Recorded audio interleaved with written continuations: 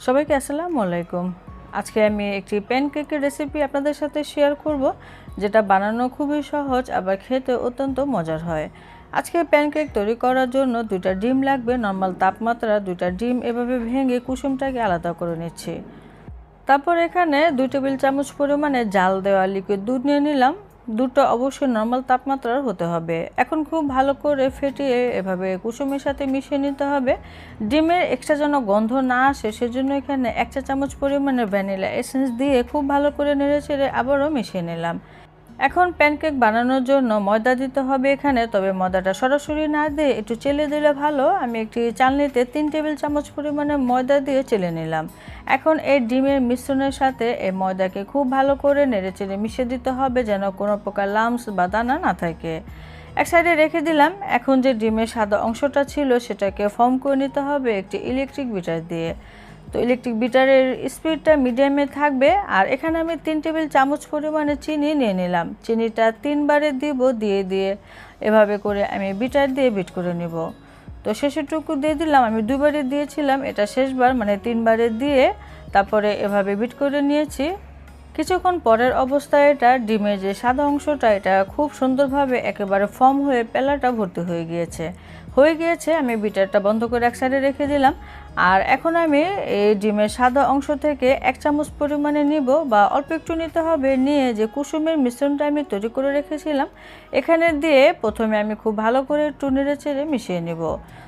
এই কাজগুলো অবশ্য অত দ্রুত করা যাবে না, একটু আলতো হাতে আস্তে ধীরে করতে হবে। আমি স্পিডটা বাড়িয়ে দিয়েছিলাম। এখন আমি এই মিশ্রণটাকে ডিমের এই সাদা অংশে মিশিয়ে দেব, দিয়ে আলতো হাতে এগুলোকে একটু সময় নিয়ে মিশিয়ে নিতে হবে। আমার ভিডিওর স্পিড এখানে বাড়ানো, কিন্তু কাজটা অবশ্যই একটু আলতো হাতে আস্তে ধীরেই করতে হবে, তা না হলে এই ডিমের ফর্মগুলো নষ্ট হয়ে যাবে। প্যানকেক বানানোর জন্য ডিমের এই মিশ্রণটা একেবারেই রেডি।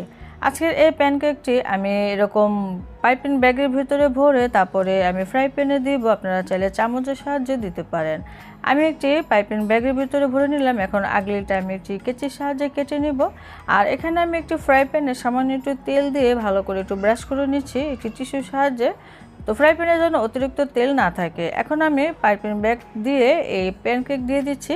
আমি আজকে বেশি বড় করছি না, মিডিয়াম সাইজ করে এই প্যানকেকগুলো তৈরি করছি, তবে আপনারা চাইলে এগুলো একটু বড় করেও তৈরি করতে পারেন। তো আমি 4টা দিব। ফ্রাই প্যানটা যেহেতু বড়, 4টা খুব সুন্দরভাবে দিতে হবে আর একটু ফাঁকা করে দিতে হবে। তো সামান্য একটু করে পানি চারো সাইডে দিয়ে দিলাম। তো 3 ফোঁটা পানি দিলেই হবে। তারপরে ঢেকে চুলার জালটা একেবারে লোতে থাকবে।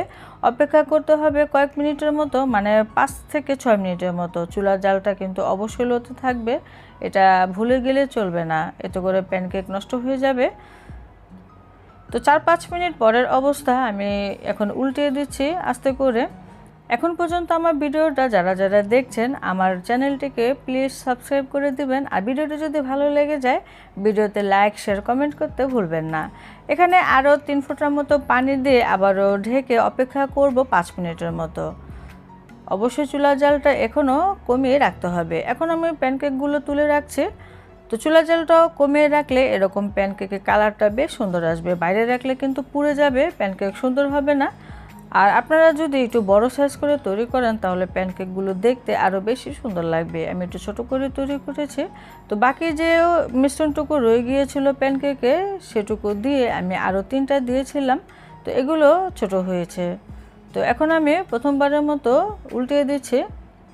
তো উল্টে পাল্টে আমি এটাকেও ভেজে নিলাম। এখন আমি তুলে নিচ্ছি। আমার এই প্যানকেকগুলো তৈরি হয়ে গিয়েছে আর এগুলি গরম গরম খেতে ভীষণ মজা লাগে। বাচ্চারা বিশেষ করে অনেক পছন্দ করবে। আপনারা অবশ্যই এভাবে তৈরি করে দিবেন, আশা করছি ভালো লাগবে। এই প্যানকেকগুলোকে আপনারা মধু, বাটার বা চকলেট দিয়ে পরিবেশন করতে পারেন, আশা করছি ভালো লাগবে। ভেতরটা কেমন হয়েছে দেখে নিশ্চয়ই বুঝতে পারছেন। সবাই ভালো থাকবেন, বিদায় নিচ্ছি, আল্লাহ হাফেজ।